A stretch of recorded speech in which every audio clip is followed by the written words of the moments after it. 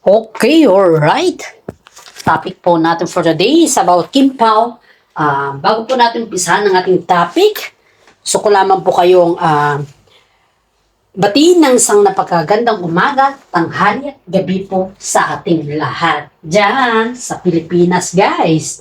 At gusto ko lamang po pakisubscribe naman ng ating Peanuts Vlog. Kung sino po ang hindi nakakilala sa ating YouTube channel ay pakisubscribe o pakisearch po ang Peanuts Vlog.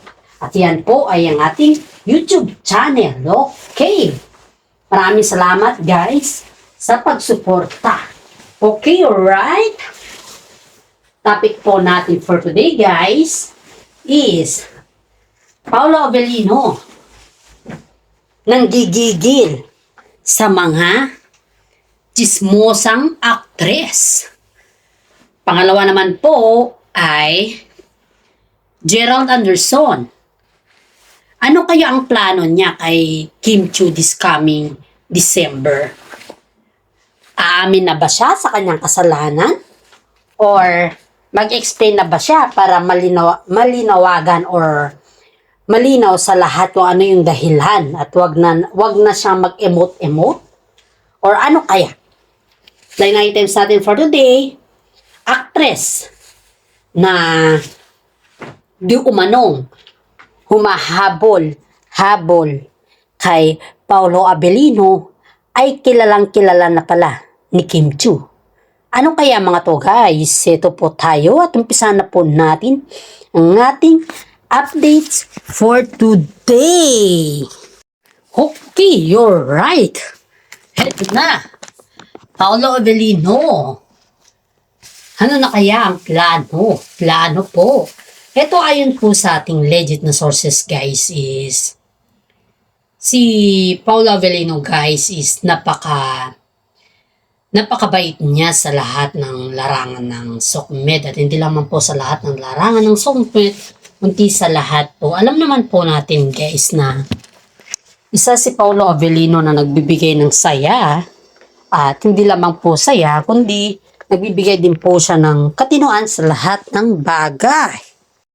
Ito guys si Paolo Avellino po ay nanggigigil sa chismosang actress na yan na kung saan ay may mga bali-balita po tayo na nagsabi sa atin guys ayon dito sa ating legit na sources na ang actress na yan po ay sobra daw tindi ang pagbalita niya or pagchismis niya about kay Paolo Avellino na kung saan ay lahat pala ng barkada niya ay ang bukang bibig niya pala po ay ang background ni Paolo Avellino guys. Ito guys ang pinakamahirap dito ayon dito sa ating legit na sources guys itong actress na to ay napaka-chismosa. Chismosa means siya po yung nagkalat na si Paolo Avellino po pala ay hindi po siya loyal kay Kim Chiu. Yan po yung katotohanan dito guys. Yan po yung ayon dito sa ating legit na sources. Pero ang dahilan naman ng actress na to ay it's just only a joking time daw. Kung nagjo-joke ka man, kung sakaling nagjo-joke ka man, or kung sakaling ano man yung intention mo, wag mo namang gawing joke yung or katatawanan yung ganyan na topic dahil yung topic na yan is nakakasira po kay Paolo Avellino and at the same time po napakabait din po ni Paolo Avellino daw sa kanya. Hindi daw sukat akalain ni Paolo Avellino guys na darating sa time na si yung actress na yan is gagawa siya ng mga eksena na kung saan po ay masisira daw po si Paolo Avellino. Which is very true guys. Which is very true kasi yung pagsira niya kay Paolo Avellino na sinabi na si Paolo Avellino po ay isa siya sa mga actor na kung saan is kabilang siya sa mga cheaters. Yun yung ayon dito sa ating legit na sources. It's been a long time when Paolo Avellino have his own relationship before. Pero ito guys yung relasyon ni Paolo Avellino is nagtatagal po yan. Hindi po siya kagaya ng mga relasyon ng mga ibang tao dyan na kung saan is 1 year lang and that's enough for them. And then break up ang sunod. Samantala po si Paolo Avellino guys is nagtatagal po siya. She keep she keep his relationship healthy. Yun po yung kagandahan dito kay Paolo Avellino. Kasi nga po ayaw daw po niyang mababas at ayaw din po niyang magkaroon ng mga sakit sa ulo. Kaya po iniiwasan niya po na iniiwasan niya po na magkaroon ng mga intriga sa kanya. Pero itong actress na to is gumagawa ng rason para si Paolo Avellino naman po yung ibabas ng mga netizen. At dito po natin makikita guys na itong actress na to ay pinipilit niya po na sinasabi sa mga kapwa niyang artista or sa mga kasama po niya na si Paolo po ay hindi daw loyal kay Kim Chiu.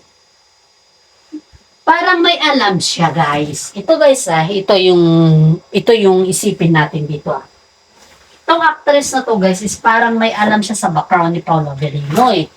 Dahil bakit sinabi niya na hindi loyal si Paolo Avellino kay Kim Chiu samantala lahat naman ng mga artista or lahat naman ng mga ex ni Kim Chiu ay nagtatagal. At hindi na po natin tawagin na ex na si Paolo Avellino kasi still naman po sila. Karelasyon naman po siya ni Kim Chiu. Hindi naman po natin pwedeng tawagin na ex niya. Di ba? Yun yung pinakamasakit dito guys. Yung sabihan ka mismo na ginagamit mo lang si Kim Chiu at hindi ka loyal kay Kim Chiu.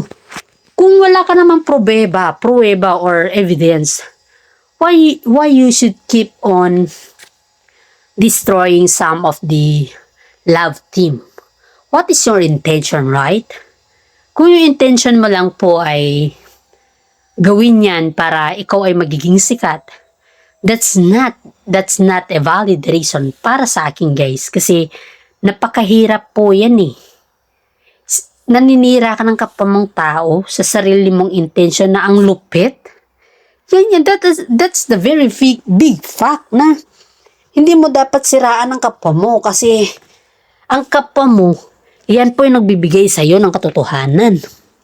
Hindi yung manira ka, sisirain mo si Paolo Avellino at ang pinaka-worst thing pa dito, sabihin mo na hindi siya loyal. Ano to? Anong klaseng love team or anong klaseng anong klaseng salita yan para kay Kim Chiu ba? Para kay Paolo Avellino? It doesn't mean that hindi mo pa naman kilala po si Paolo Avellino and then don't try to for me, don't try to endure or don't try na manira kasi pag nanira ka kasi yan ay nakakasakit totally. At ito pinakahigit sa lahat. Ito pa yung sabi nitong natin. Legit sources natin guys Itong babae na to ay parang inanyayahan daw niya ata si Paolo Avellino. Inanyayahan daw niya si Paolo Avellino na lumabas para mag-chill-chill lang guys. Pero ito naman si Paolo Avellino guys is siguro sabihin na lang natin na may mga time din na na pumunta o sumama din si Paolo Avellino. It's been okay kasi lalaki si Paolo Avellino. Hindi naman siya yung mga kagaya ng mga iba dyan na sobrang kelji. Pero si Paolo Avellino po is mahihiyain siya. Pero pagdating naman sa ganyan, gimmick ba, go naman siya. Ngayon, kasama niya ata itong si actress na to na kung sana'y chismosa. May napansin yung actress kay Paolo Avellino. Normal na sa isang bar sila At that time naman guys, walang girlfriend si Paolo Avellino daw. Yan yung sabi ng ating legit na sources. Kasi yan daw po yung explanation ni Paolo Avellino Ngayon, hindi pa sila ni Kim Chiu that time guys Kumbaga is ongoing pa yung relasyon nila Kim Chiu sa si Yan Lim. Ngayon, ito nangyari dito. Siyempre nakikipag-chill lang. Normal lang naman sa bar yan kasi trip-trip lang ba. wala naman seryosohan. Aba, ilang taon nang nakalipas yan na issue na ginawa ni Paolo Avellino. At ngayon lang niya sinabi, ngayon kagabi lang niya na parang napagtanto guys na cheaters daw si Paolo Avellino. Dahil nakasama daw niya sa isang bar na ganun daw si Paolo na umakting. Wow! Hindi naman kasalanan ni Paolo guys kung ganun siya sa bar kasi wala pa naman siyang girlfriend at time. Diba? At saka normal lang naman pag single ka, chill-chill ka lang. Eh, hindi na yan normal kung ikaw ay hindi na yan normal guys kung ikaw ay may partner. Yun yung katotohanan dito. Kapag may partner ka, yan ay hindi na normal. Pero pag yung wala kang partner, ay iyan ay normal lang. Sa isang dalagat binata at saka single, di ba? Kaya ito guys is parang sa tingin ng mga ibang tao dito is naninira na po siya dahil ang daming pwede niyang sabihin dito ito lang talaga yung kanyang sasabihin na yung panira ba. Talagang may intention po siya guys kung tutusin po natin. Kaso nga lang guys ito ito yung bigyan ko po kayo ng mga idea dito guys. Ito yung pinaka mahirap kako kasi mahirap dahil matagal ng issue na yan, tapos ngayon lang niya sasabihin sa publiko. Eh, siyempre, pag ngayon mo lang sasabihin sa publiko, may intention ka talaga. For what naman nasabihin mo yung ganyan na terms, di ba?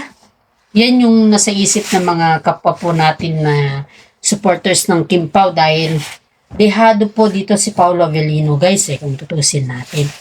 Hindi po ikakatuwa ng mga solid Kim Pao yung ganyan na ginagawa ng actress na yan. Kaya nga po, yung topic natin dito is nanggigigil si Paolo Avellino sa pakialamerang actress. Dahil po dyan guys, kahit naman po siguro sino. At yan po ay sana maintindihan ng mga iba na yung issue na yun na pinapalabas ni actress ay matagal na po yun at hindi po yan bago At saka wala pa po sila ni Kim Chiu that time. Hindi pa po sila love team. Yan yung kwan natin dito guys. Yung palagi po natin iisipin na hindi pa po sila love team that time. Okay, alright. Sunod po tayo sa mga another topic na kung saan po ay ano po yung plano ni Gerald Anderson kay Kim Chiu ngayon. Kasi ayon dito sa ating legit na sources guys, si Gerald Anderson po ay hindi masyadong aktibo sa showbiz as of now dahil sobrang busy po siya sa kanyang business. At ayon din po dito na parang may sense of, parang ito lang yung ayon dito sa ating legit na source. Parang may yung dating issue nila ni Kim Chiu ay parang itutuldokan na daw ata ito ni Gerald Anderson. At ang gusto niya is makuusap si Kim Chiu ng personal dahil para may tuldok na daw yung issue sa kanila guys. Kasi tuwing may mga interview si Gerald Anderson guys ay ang binabanggit kasi sa kanya is yung issue nila ni Kim Chiu at hindi naman maganda yan na paulit-ulit na lang yung history nila kay Kim Chiu. Alam naman natin po guys na si Gerald Anderson at saka si Julia ay magkarelasyon. Siyempre sa mata po ng tao na makikitid ang utak guys is hindi po nila yan masabi or hindi po nila yan maintindihan.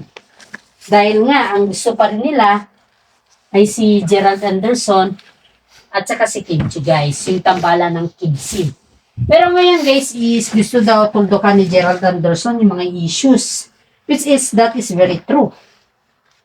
Kasi para sa akin guys, mas maganda na tuldukan na mismo ni Gerald Anderson yung issue na yan.